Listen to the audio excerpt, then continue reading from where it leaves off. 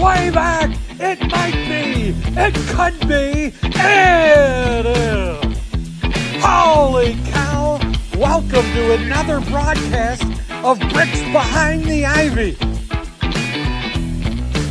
Hey, Cub fans, welcome to another episode of Bricks Behind the Ivy. Thank you so much to our awesome sponsors, Wrigleyville Sports, the best sports store in Wrigleyville, and Yaggy Road Roasting Company, based in Valpo, Indiana, serving cups of coffee just as special as the moments you drink them in. Hello, welcome to Bricks Behind the Ivy. Hey, Cub fans, welcome to another episode of Bricks Behind the Ivy. I am your host, Systemosys Jeff CandidCubs Rogowskis, and I'm coming to you live from my Airbnb here in Atlanta. I'm still recovering from a very fun derby with the Big Dumper, one of the best nicknames in all of sports, taking the crown.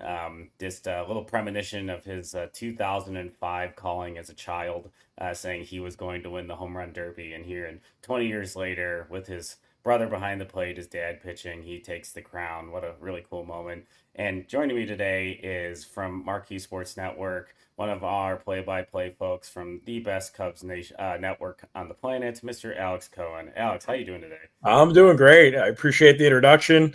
Hopefully you're enjoying your time in Atlanta. I'm enjoying my time during the All-Star break and just getting ready for Friday 120 at Wrigley Field.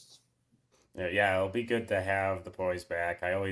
This is the weird period. I do enjoy the All-Star festivities. Obviously, I'm out here in Atlanta, but I also miss like the regular cadence of a baseball game every day. And Absolutely. I'm not sure what I'm going to do with the back half of the week until we get to Friday, but we'll cross that bridge. We'll figure it out. It'll be fine. Yeah, exactly. So, Alex, it's been a while since you've been on Bricks Behind the Ivy. The last time you were on, we were talking Iowa Cubs, and obviously, you were the play-by-play guy there in Iowa, and you've had a pretty significant change. You're now one of the more regular play-by-play guys on Marquee Sports Network. So just wanted to talk about, how has that changed, maybe how people interact with you? How cool has it been to be like a bigger part of the Cubs story and the Cubs announcing group? I mean, anytime you get to call Chicago Cubs baseball games at Wrigley Field, it adds a different layer to the baseball experience in my baseball career.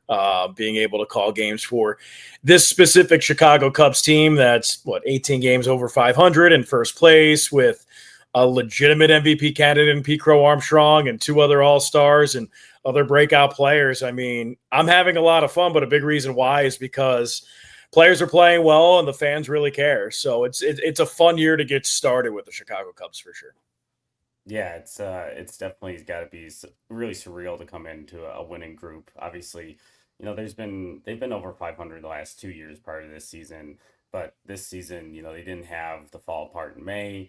But there's been, some parallels. Like they had some major pitching injuries, just like Justin Steele getting hurt in 24, and no Cody Bellinger major injury that put them aside, or Seiya Suzuki combined with that early in the year, like in 23 and 24. Yeah. And yeah, this team has really stayed afloat with some really tough curveballs, which is the perfect metaphor for a baseball podcast. But Exactly.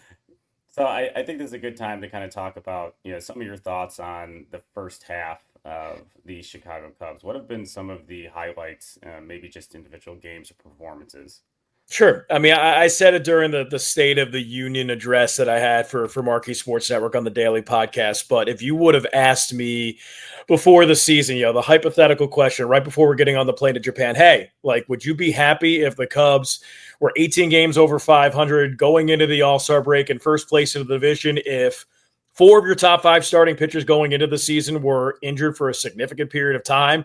Haven't even seen Javier Assad yet. Justin Steele's out for the year, pitched a month. Shota Imanaga missed 7 weeks, and Jameson Taillon missed the last 2 weeks. So if they said, hey, you're going to miss those 4 guys just like that, and you'd be 18 games over 500 at the break, sign me up. I'll sign the letter, throw it to you, take it.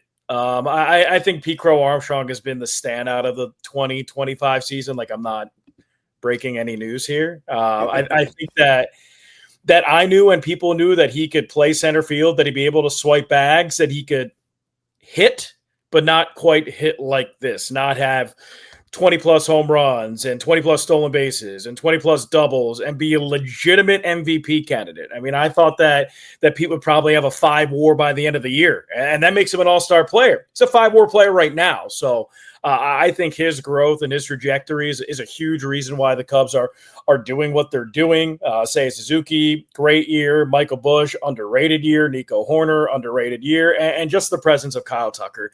Having a bat like that in the middle of the lineup, second in the lineup, platoon neutral, great at-bats, just as many strikeouts as walks. He's on pace for nearly 30 homers, over 30 doubles, almost 100 runs batted in, and over 30 steals. So you can really expect that much more. I think this offense is legit. I mean, they're a legit top 5 offense in baseball. So I think that's what's carried them to this point of the season, in my opinion. Yeah, I think if you would have asked me similar, I think I was a little bullish on last year's team, and this year I was a little more hesitant to be that way just because, they had made some changes, but, you swapped Cody Bellinger for Kyle Tucker. And you kind of I was a little concerned about whether or not the offense would take another step. I felt like they needed Cody Bellinger and the has been Pete Crow Armstrong. Yeah. Which it's been interesting, like hearing Jed talk about it and some other folks talk about it. Like, I think that everybody knew he would hit better than he did in his original stint, but I don't think the power is something that I myself anticipated. Well, it's power like this. I mean, remember, he was a 20 home run hitter in the minor leagues, but Yes. Being a 20 home run hitter in the minor leagues is a little bit different than having 25 home runs come the All-Star break in his second full big league season. Like, that is not a direct correlation. So I think we can all be surprised and impressed with what he's doing right now. Yeah, it's all the commentary about him has always been he was going to be a star level player just because of the glove. Just read recently he's got 16% of all the 5-star catches in baseball this year. For folks who are not aware, that's when a catch probability is 25% or below. The guy, and it looks so boring when he does it. There's some that I've looked at that were below 25% that he makes look so routine. It's that first jump, the instincts. It's incredible how well he's played center field. Mm-hmm. Absolutely.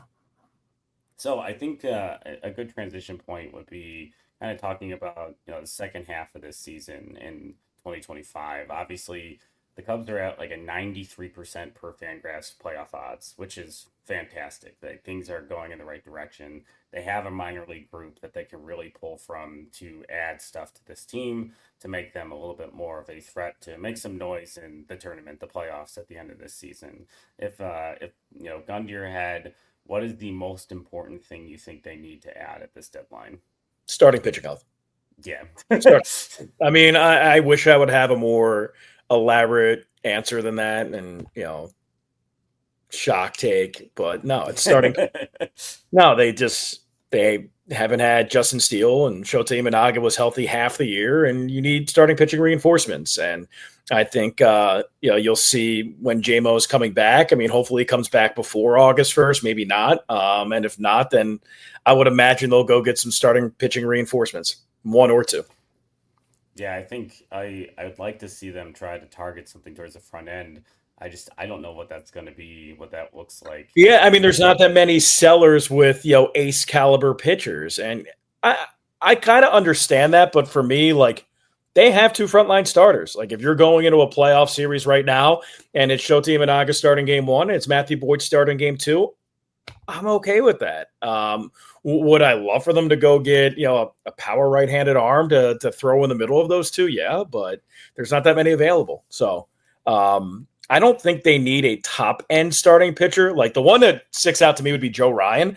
I just don't think that the Twins are dealing Joe Ryan right now. They have a 30% chance of making the playoffs, and they're playing better baseball going into the All-Star break. So I don't know if they're dealing him. I don't know if Texas is dealing Jacob deGrom or Tyler Mahle or, Nathan Eovaldi's health. And, I said that Luis Severino would be a fit, and people really didn't like that. But I think that Sevy, you look at 6 out of his last 7 years coming into this season, he was really good. He's a guy who pitched well in the playoffs last year. He does not like pitching in Sacramento. Not many people do. He pitches a lot better on the road, but he struggled as of late. I mean, maybe he's a change of scenery candidate.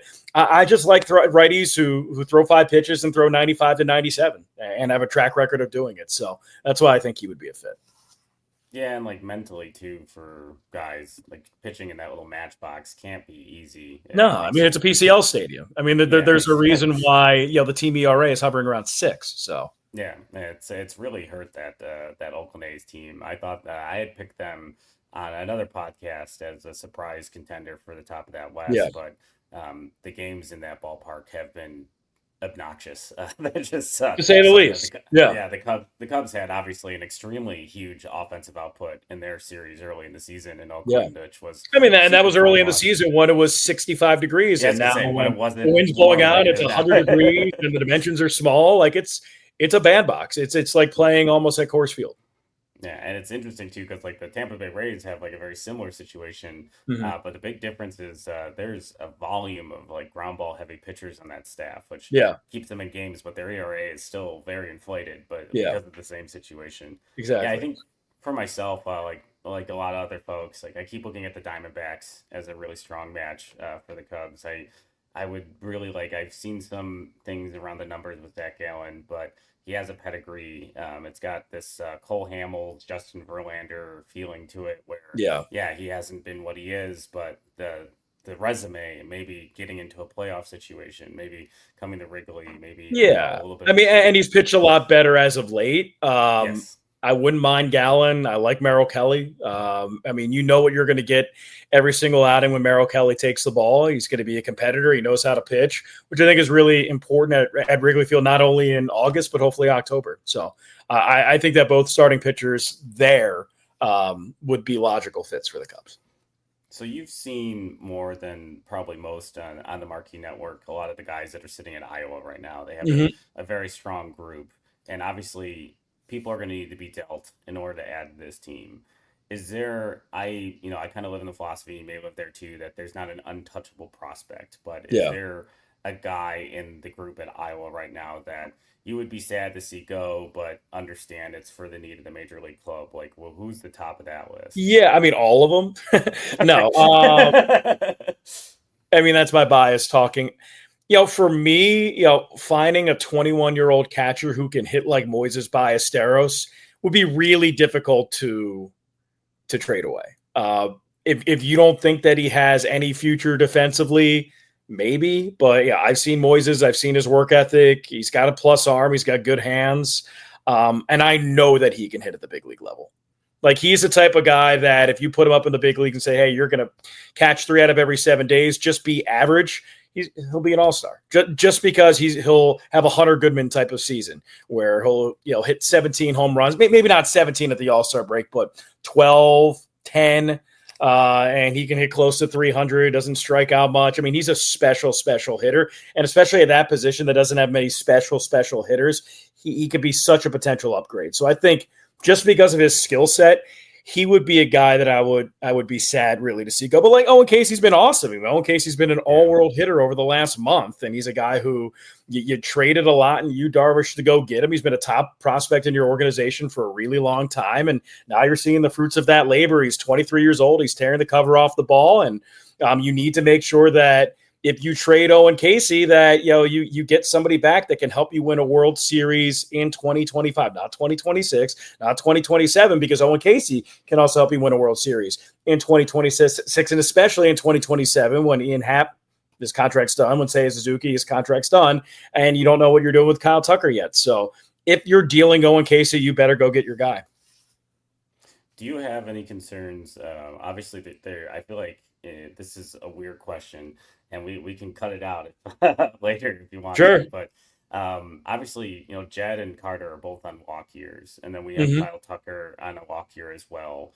Does that change how you perceive they should attack this deadline, or the Theo Epstein every season is sacred is really the main target? No. I mean, I think all 3 of those players have invested themselves, or all 3 of those people, with Jed, with Carter, with Kyle, in different ways have invested themselves in the 2025 Chicago Cubs. So any moves that they will make this year will be to benefit the 2025 Chicago Cubs and not the 2026 contracts of Jed Hoyer, Carter Hawkins, or Kyle Tucker. Yeah, it's interesting. I think a lot of people sometimes get a little confused with like you look at the Bears for the last few years and Yeah. the lame duck GM and but like drafting quarterbacks and things like that and systems it's a very different sport. But Yes. yeah, I don't see a reckless Jed Hoyer. I don't think that exists. I think he is a very calculated, very intelligent front office guy. I've really enjoyed the Jed Hoyer period. I know some folks have been frustrated with commentary of this is not a rebuild, but he inherited a situation which he needed to transition the 2016 Legends into a healthier winning organization, and that just wasn't going to be easy, regardless if it was Theo in his last year or Yeah. if it was Jed. And I respected Theo for stepping down and letting Jed drive that conversation and drive the decisions, because he was going to have to, take on the benefit of that, because it seemed like Theo had really not much interest in, continuing and wanted to move on to do something else. Yep. No, I think that Jed's done a tremendous job, and he's been aggressive. And if you look at those 2021 trades, I mean, it's not just the Pete Crow Armstrong for Javier Baez and Trevor Williams. It is, getting Daniel Palencia and Greg Dykman for Andrew Chafin. Now Daniel Palencia is your closer. It is, dealing Anthony Rizzo and getting Kevin Alcantara, who's now your second-rated outfield prospect in the organization, top 100 in all of baseball. So you hit some, you miss some. But those are three that, for lack of better words or terms, they hit. I've been calling Daniel Palencia El Fumo, the smoke. That's a good one. Because I like that. I really enjoy watching this guy. It's so interesting to me that early in his major league tenure, it was all about his inability to throw strikes consistently. Mm-hmm. And now he has this edge that is incredible of like, here it is, hit it. And it has been. Oh, no, it's the Rick Wild thing, Vaughn mentality. It's Yes, Major League One. It's like, here's good old number one. Like, you hit it, you can rename it. Oh man, I'm a sucker for Major League references. Exactly, right? That's a big thing.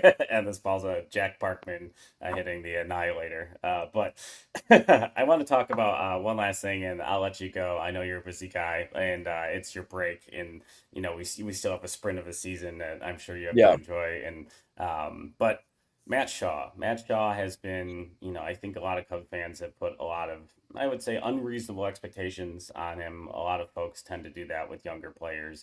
I think there's been moments in which we have seen, the bat look really, really good. And then obviously the league is adjusted. To me, the issue now is they seem to know that he sits like on that outside pitch, like sees the other way. And he's been really hit inside with velocity. And the other part is in the leg kick and how he's been adjusting that at a major league level. But the defense has been incredible for a guy that I think people had said they were concerned his ability to stick at shortstop because of the arm. He's clearly put in a ton of work and has become a very valuable defensive third base. He's a top 5 defensive third baseman in baseball right now, with outs above average defensive run saved.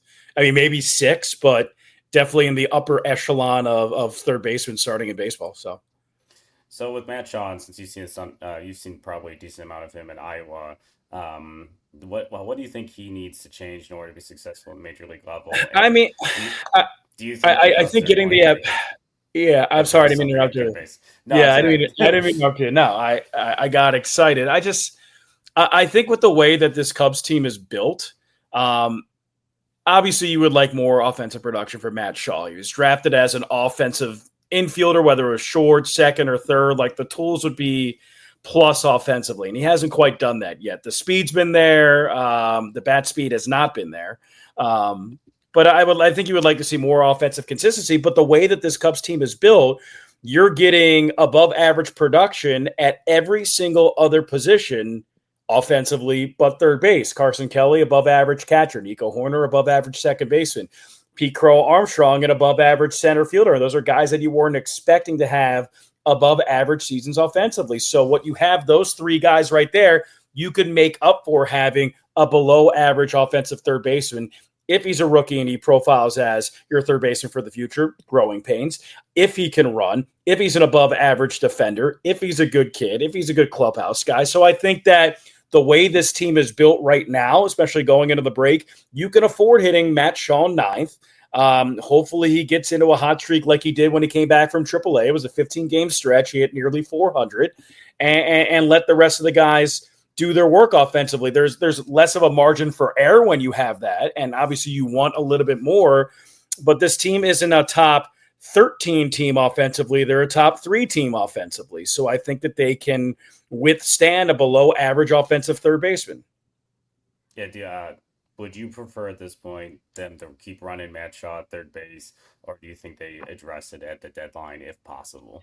I mean, if you can get a clear upgrade, if you can go get Eugenio Suarez and not deal the farm, that's something that I would be interested in. But I would imagine the price tag on Gino is pretty high.